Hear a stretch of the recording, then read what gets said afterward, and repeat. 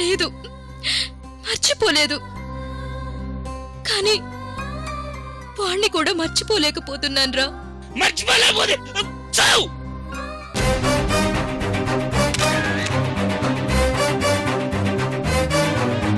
Jumbo అన్నయ్య, నువ్వు ఇక్కడే ఉన్నావా? చెల్లెమ్మ లోపలికి రా చెల్లెమ్మ. దా.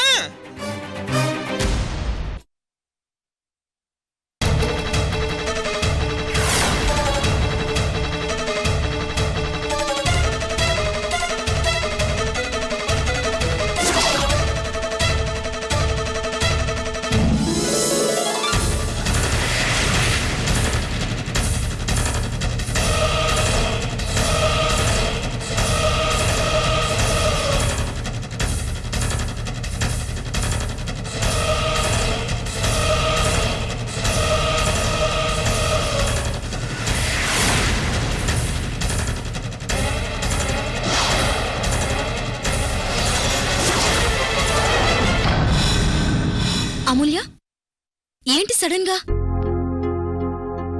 రే జంబో, మీ చెల్లికి డ్రింక్స్ తీసుకొనిరా. తీసుకొస్తా. రామూల్య, కూర్చో.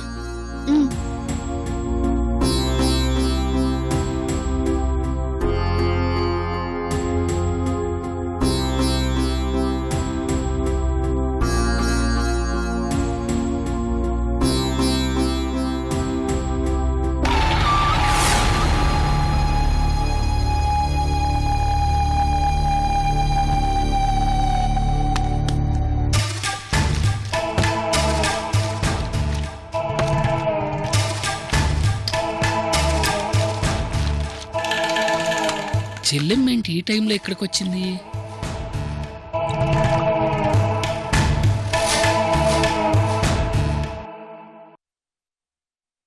ఏంటమూల్య అలా ఉన్నావ్?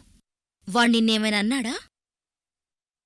అబ్బే లేదేశ్వర్య గారు, నేనే మీతో పర్సనల్గా ఒక విషయం మాట్లాడదామని వచ్చాను.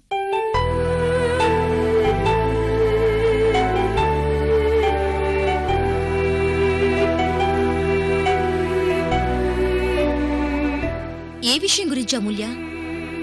దేని గురించి ఆలోచిస్తున్నావు? తీసుకో చెల్లెమ్మా.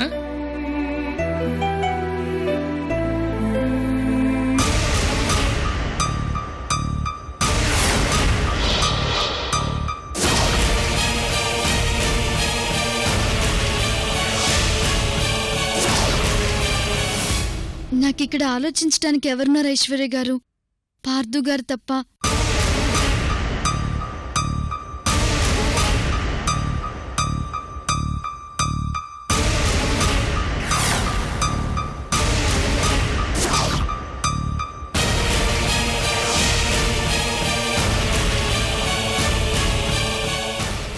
రే జంబో అన్నయ్య,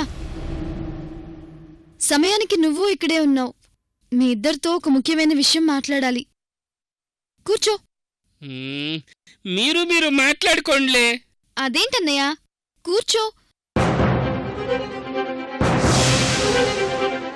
నేనొచ్చింది మీ ఫ్రెండ్ గురించి మాట్లాడడానికి. కూర్చో.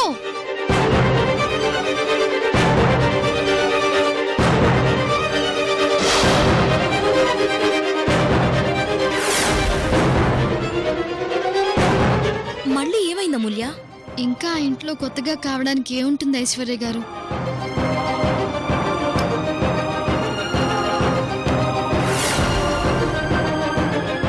మీకు తెలుసు కదా, లాస్ట్ టైం సర్పదోష్ పూజ చేయించుకోమని మీరు చెప్తేనే పెద్ద గొడవ చేశారు.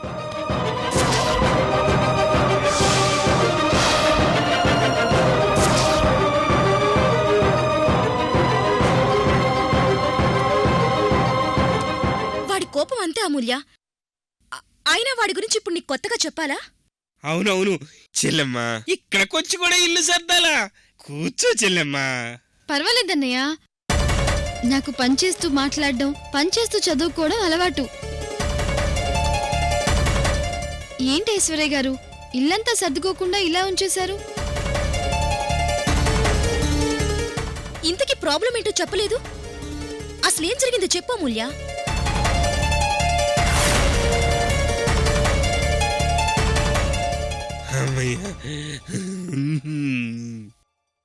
ఇంట్లో మీకు తెలిసి పార్థు గారు ఒక్కరే ప్రాబ్లం, కానీ వాళ్ళక్క త్రిపుర గారు కూడా ప్రాబ్లమే ఐశ్వర్య గారు. నాకు త్రిపుర మెంటాలిటీ తెలుసా మూల్య? తను చిన్నప్పటినుంచి అంతే. త్రిపుర గారినంటే ఏదో విధంగా మార్చుకోవచ్చేమో కానీ పార్థు గారిని మార్చడం చాలా కష్టం కదా ఐశ్వర్య గారు. ఏమన్నా అంటే దైవశక్తితో ఆటలాడతారు. సర్పదోష పూజ చేయమంటే చేయనంటారు. తన జాతకంలో తనకి సర్పదోషం ఉందని చెప్తుంటే ఆయన అలా నిర్లక్ష్యం చేయడం మంచిది కాదండి. అప్పటికి తన కోసం నేను నాగాభరణం పూజ కూడా చేశాను. కానీ దోషం ఆయనకుంటే నేను ఎన్ని పూజలు చేసినా ప్రయోజనం ఏముంటుంది చెప్పండి? రే పార్థు, నీ గురించి ఇంతగా ఆలోచించే భార్య దొరికినందుకు ఆనందపడాలో, నువ్వు నాకు దక్కలేదని బాధపడాలో అర్థం కావడం లేదురా. ఏంటి ఐశ్వర్య గారు ఆలోచిస్తున్నారు? ఆ, ఆ, ఆ, అదే ఈ సమస్యని ఎలా సాల్వ్ చేయాలా అని ఆలోచిస్తున్నాను అమూల్య. దీనిలో ఆలోచించడానికి ఏమీ లేదండి. నాకు తెలిసి దీనికి ఒక్కటే ఉపాయం. ఉపాయమా? ఏంటమ్మది? ఏం లేదన్నయ్య, పార్థు గారు మైండ్ సెట్ మారి తను మన మాట విని ఆ సర్పదోష పూజ చెయ్యాలంటే 4 రోజుల పాటు ఈ ఊరు వదిలేసి ఏదైనా కొత్త ప్లేస్కి వెళ్తే కాస్త తనలో మార్పు రావచ్చేమో. కానీ వాడు రాడు కదమ్మా. అదే కదన్నయ్య బాధ. కానీ నువ్వు చెప్పేది వర్కౌట్ అయ్యేలా ఉంది. వాణ్ణి 4 రోజులు ఏదైనా కొత్త ప్లేస్కి తీసుకెళ్తే ఈ ఆఫీసులు గొడవలు ఉండవు కాబట్టి కాస్త కోపం దగ్గి రిలాక్స్గా ఉంటాడు. అప్పుడు మనం చెప్పేది అర్థం చేసుకోవడానికి ఆలోచిస్తాడు. నిజమే ఐసు, కానీ వాడు ఒప్పుకోవాలి కదా. ఒప్పిద్దామన్నయ్య. ఐశ్వర్య గారు, మీరు, నేను, మన బోండావన్నయ్య, మన ముగ్గురం కలిసి ఖచ్చితంగా చెప్తే వింటారు. అమూల్య, పార్థుగాణ్ణి ఒప్పించే బాధ్యత మాది. ఓకేనా? నువ్వు ఈ విషయం మర్చిపో. అమ్మయ్య, ఇప్పుడు నా మనసు కుదుటపడింది. రే జంబో అన్నయ్య, ఈవినింగ్ నీకోసం నీకిష్టమైన వంటలన్నీ చేసి పెడతాను. భోజనానికి వచ్చేయి. అలాగే చెల్లెమ్మా. వస్తాను ఐశ్వర్య గారు. Bye bye bye.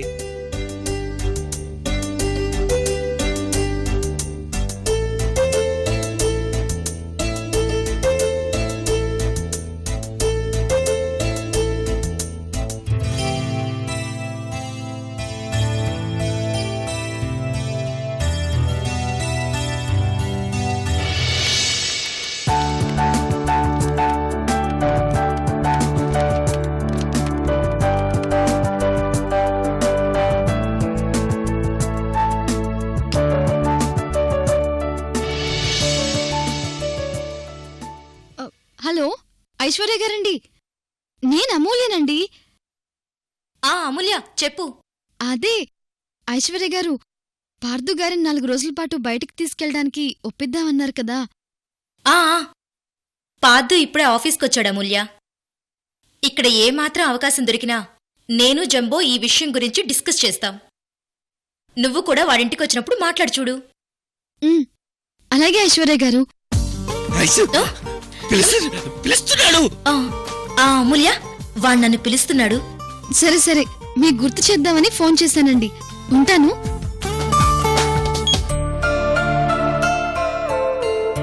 పార్థు గారిని ఎలాగైనా సరే ఈ సమస్యల్లోంచి బయటపడేయాలి.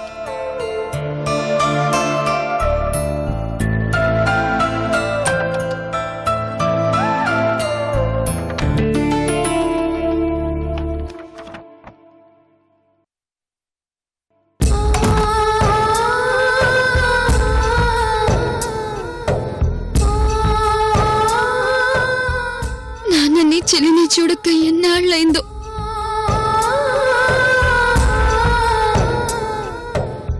మీరు ప్రతిరోజు బాధపడుతుంటే చూడలేకే నీకు నేను పెళ్లి చేసుకున్నానని నమ్మించి ఇక్కడికి వచ్చాను నాన్న. నువ్వు నవ్వుతూ ఉండడం నేను పుట్టిన దగ్గర నుంచి ఎప్పుడూ చూడలేదు నాన్న.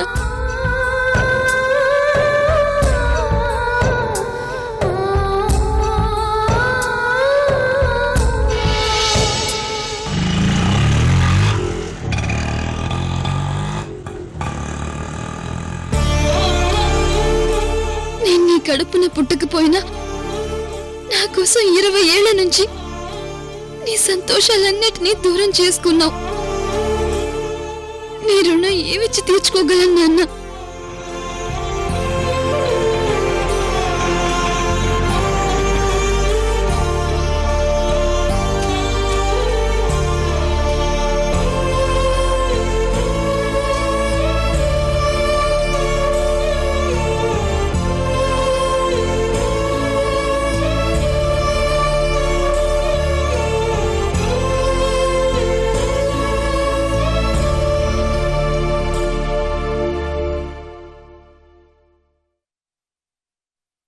ఏయ్, ఇంట్లో ఇంతమంది పనివాళ్లుండి అమూల్య ఇంటి పనులు చేస్తుంటే ఏం చేస్తున్నారే? ఇక మీద అమూల్య ఇంటి పనులు చేయడం చూశాను, మీ అందర్నీ ఇంట్లోంచి పంపించేస్తాను. వెళ్ళండి.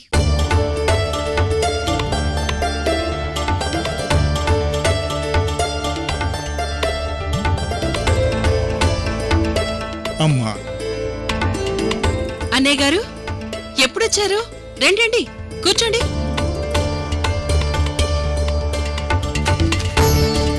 అమూల్య, అమ్మా అమూల్య. వస్తున్నాను అత్తయ్య గారు. ఇంతకాలం తర్వాత గుర్తొచ్చిందా అన్నయ్య మా కోడలు? అవును, మీరొస్తున్నట్టు కబురే చేయలేదు. చెప్తే స్టేషన్కి ఎవరినైనా పంపించేవాళ్ళం కదా. అమ్మా అనుపూర్ణ, ఇంతకాలం నా కూతురు ఇక్కడ ఎలా ఉంటుందోనని ఆడపిల్ల తండ్రిగా ఎక్కడో ఓ మూల చిన్న బాధగా ఉండేది. ఇందాక మీ మాటలు విన్నాక ఇక్కడ నా కూతురు ఎంతో సంతోషంగా ఉందని అర్థమైందమ్మా. అదేంటన్నయ్య గారు, మీరొచ్చి నిమిషం కూడా కాలేదు, కనీసం మీ కూతుర్ని కూడా చూసుకోలేదు. అప్పుడే తనిక్కడ సంతోషంగా ఉందని ఎలా చెప్తున్నారు? అన్నం ఉడికిందో లేదో చెప్పాలంటే ప్రతి మెతుకు చూడనవసరం లేదు, ఒక్క మెతుకు సరిపోతుంది. అత్తయ్య గారు పిలిచారేంటండి?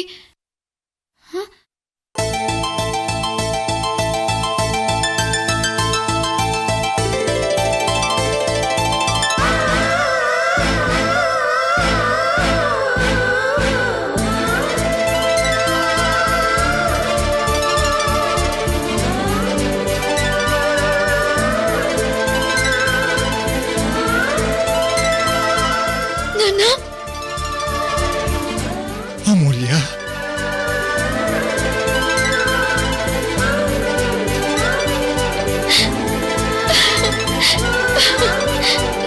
నాన్న, అమూల్య,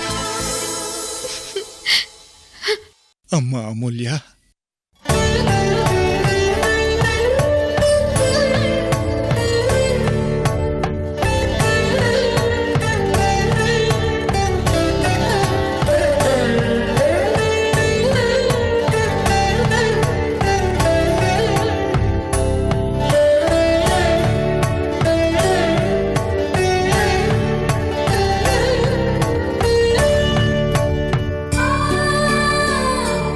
నాన్న,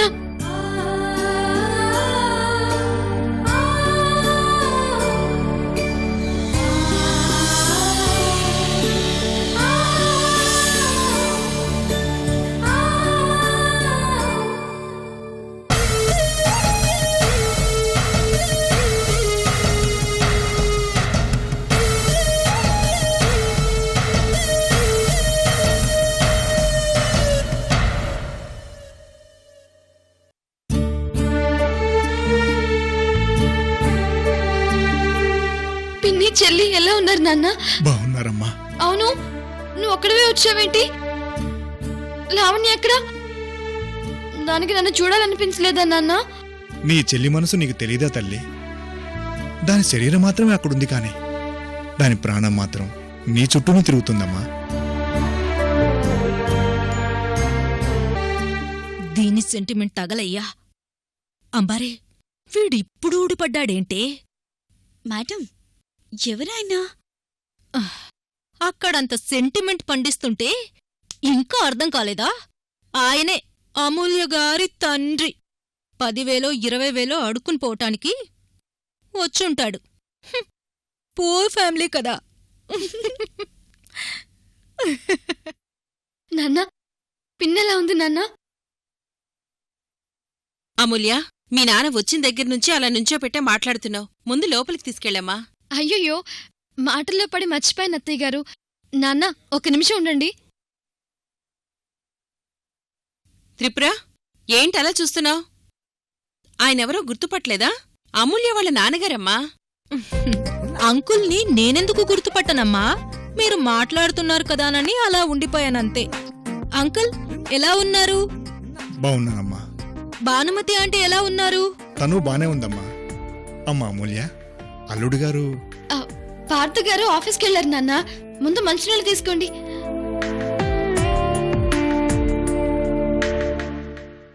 నాన్న, గుళ్ళో అమ్మవారు ఎలా ఉన్నారు? అమూల్య, గుళ్ళో అమ్మవారు ఎలా ఉండడం ఏంటమ్మా? మనుషుల్లో అయితే మార్పులుంటాయి కాని దేవుళ్ళకి విగ్రహాలకి మార్పులెందుకుంటాయి? మా ఊళ్ళో అమ్మవారు నాకు బాగా ప్రత్యేకం అత్తయ్య గారు. నాన్న, అమ్మవారికి ధూప నైవేద్యాలు సమయానికి ఇస్తున్నారు కదా? ఇప్పుడు ఆ అమ్మ కూడా నిన్ను చూడాలనిపిస్తుందేమోనమ్మా. ఈ మధ్య ఒకసారి ఎంత తీసినా గుడి తలుపులు ఓపెన్ అవ్వలేదు. అయ్యో అవునా? ఆ రోజు వచ్చేటప్పుడు అమ్మవారికి చెప్పే వచ్చాను కదా నాన్న. అమ్మా అమూల్య, నీ మాటలు నాకేమీ అర్థం కావట్లేదు. ముందు మీ నాన్నగారిని పైకి తీసుకువెళ్ళు. పదండి నాన్న, మన ఊరు ముచ్చట్లనే చెప్దురు గాని. ఈ రోజు వరకు నేను మిస్ అయిన ఊరి విషయాలన్నీ మిమ్మల్ని అడిగి తెలుసుకుంటాను. పదండి. అమూల్య, ఒక్క నిమిషం.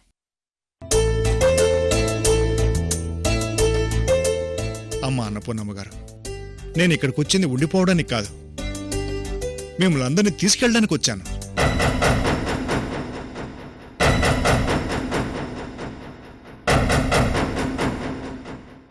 ఏంటన్నయ్య గారు, ఏంటి విశేషం? నా ఇద్దరు కూతుళ్ళ పుట్టినరోజు 4 రోజుల్లో రాబోతుందమ్మా.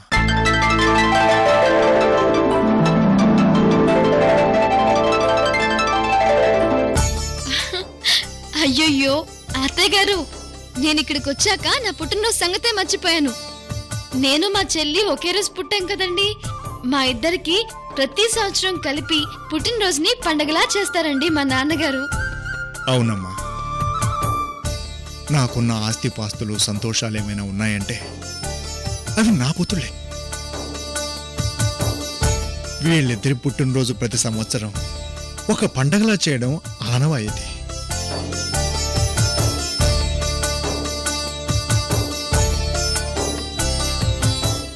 ఈ సంవత్సరం కూడా చిన్నమ్మాయి పెద్దమ్మాయి పుట్టినరోజు జరిపించాలనుకుంటున్నాను. పైగా పెళ్ళైనప్పటి నుంచి నా కూతుర్ని పుట్టింటికి తీసుకెళ్ళింది లేదు. నాకున్న ఆర్థిక స్తోమత వల్లో లేక సమయం కుదరకపోవడం వల్లో పెళ్లి పెద్దగా జరిపించలేదని అసంతృప్తిగా ఉండేది నాకు. కనీసం పుట్టినరోజునైనా నాకు సంతృప్తి కలిగేలా జరిపించాలనుకుంటున్నానమ్మా.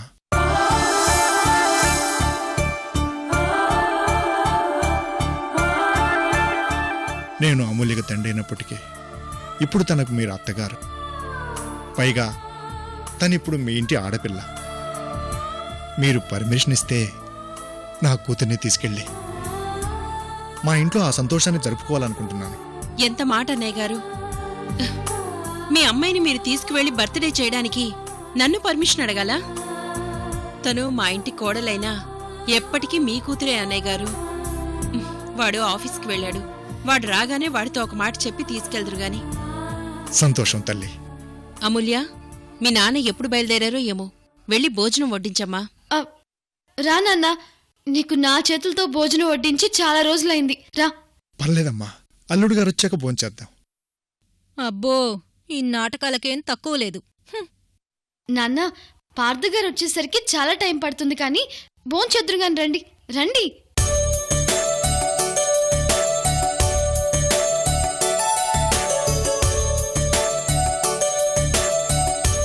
నాన్న, అక్కడ చేతులు కడుక్కొని వచ్చేయండి. ఈలోపు నేను వడ్డిస్తాను.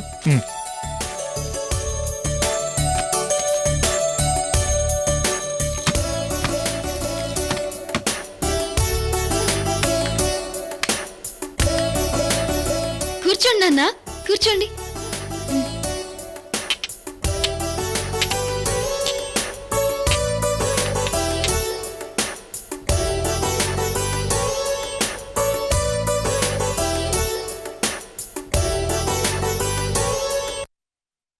ఒసే అంబారి చూడవే దాని తండ్రి గతిలేనివాడిలా ఎలా కనిపిస్తున్నాడో. చచ్చ, ఇలాంటి స్టేటస్ లేనివాణ్ణి తీసుకొచ్చి బంధుత్వం కలుపుకున్నందుకు మా వాళ్ళననాలి. ఛీ!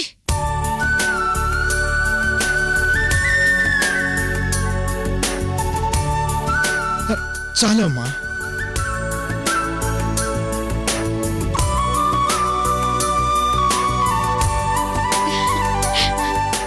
తినండి నాన్న.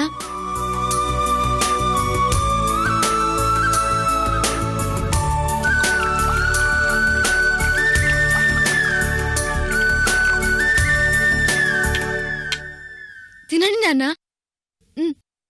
తినండి.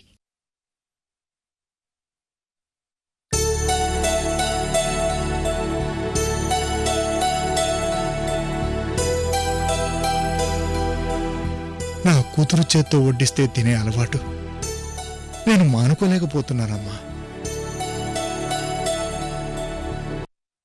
నీకు పెళ్ళైపోయి నువ్వు ఇక్కడికి వచ్చేసిన దగ్గర నుంచి కడుపు నిండా భోంచేయక చాలా రోజులైంది. నాన్న ఇటువంటి నేను కలిపి పెడతాను.